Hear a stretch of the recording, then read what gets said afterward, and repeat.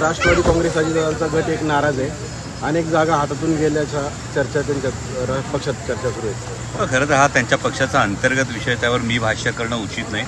परंतु कार्यकर्त्यांमध्ये कुठल्याही पक्षाच्या अशा पद्धतीची एक अस्वस्थता असणं अगदी स्वाभाविक आहे. कारण जे नेतृत्व एकेकाळी 22-23 जागांविषयी निर्णय घेऊ शकायचं, त्या नेतृत्वाला अवघ्या 4 जागा या समोर आलेल्या आहेत. आणि जर लोकसभेला अशी परिस्थिती असेल तर विधानसभेला काय होईल, की हा संभ्रम अनेक कार्यकर्त्यांच्या मनात असणं स्वाभाविक आहे. बरं, ते 4 उमेदवार दिले, त्यातही एक उमेदवार घरातला द्यावा लागतो, एक उमेदवार पक्षाचे राज्याचे प्रदेशाध्यक्ष द्यावे लागतात आणि बाकी 2 उमेदवार धाराशिव आणि शिरूर हे दोन्ही उमेदवार आयात करावे लागतात.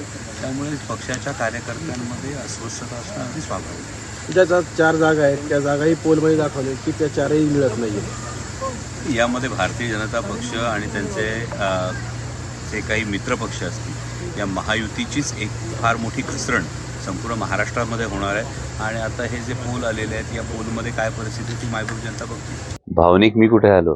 कारण भावनिक आवाहन त्यांनी केलं होतं. मला असं वाटतं की कोल्हेंना काय वाटतं किंवा आढळरावांना काय वाटतं ही निवडणूक नाहीये, हे अशा वयस्कर नेतृत्वानं आधी लक्षात घेतलं पाहिजे. माझ्या देशातल्या जनतेला काय वाटतं याची ही निवडणूक आहे.